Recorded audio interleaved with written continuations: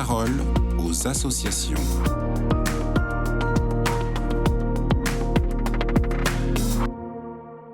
Bonjour à tous, bienvenue dans La Parole aux associations. Aujourd'hui, je suis avec Amélie Berthelin, la responsable de l'information au sein de l'AED, l'aide à l'Église en détresse. Alors Amélie, aujourd'hui, vous nous emmenez au Proche-Orient et plus précisément en Terre Sainte. Oui, en effet, car le Proche-Orient, vous le savez, est le théâtre de beaucoup d'événements ces dernières semaines, avec le cessez-le-feu entre le Liban et Israël et la chute du gouvernement de Bachar al-Assad en Syrie. Mais pendant ce temps-là, la guerre continue entre Israël et le Hamas, et on en parle beaucoup moins. À l'AED, nous continuons d'œuvrer pour les chrétiens de Terre Sainte, et notamment ceux de la paroisse de Gaza. Ils sont encore quelques centaines à vivre dans des conditions déplorables. Les enfants n'ont toujours pas d'école et les soins médicaux sont quasiment impossibles.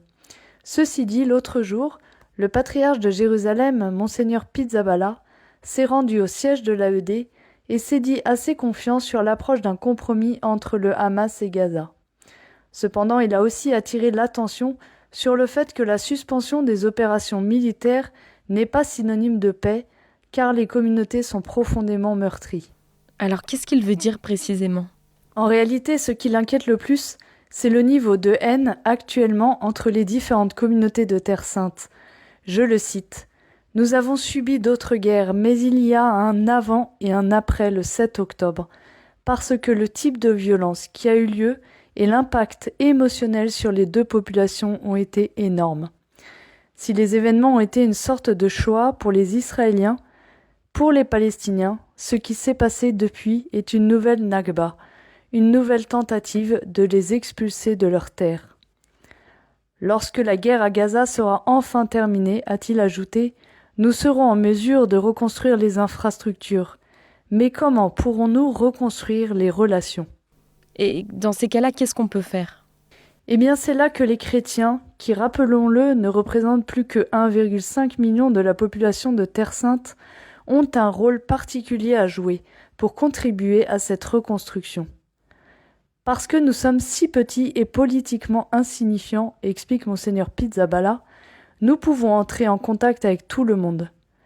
Là où il y avait tant de blessures et de divisions, notre capacité à reconnecter les gens est l'une des principales missions pour l'avenir.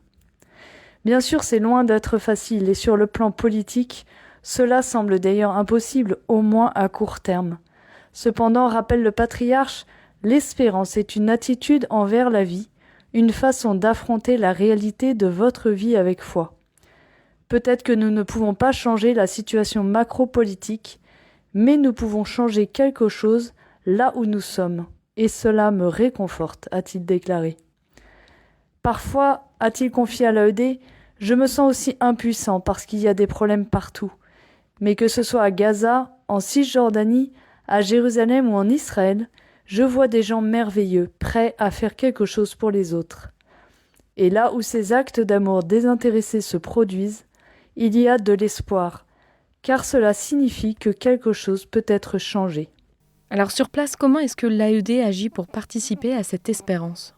Du côté de l'AED, grâce à nos bienfaiteurs, nous avons pu allouer plus de 1,2 million d'euros à l'aide d'urgence aux chrétiens de Terre Sainte. Ces projets d'aide d'urgence comprennent de la nourriture, de l'eau, des médicaments et aussi des opportunités de création d'emplois et de stages pour construire l'avenir. Nous avons aussi à cœur de prier pour eux et de faire entendre leur voix.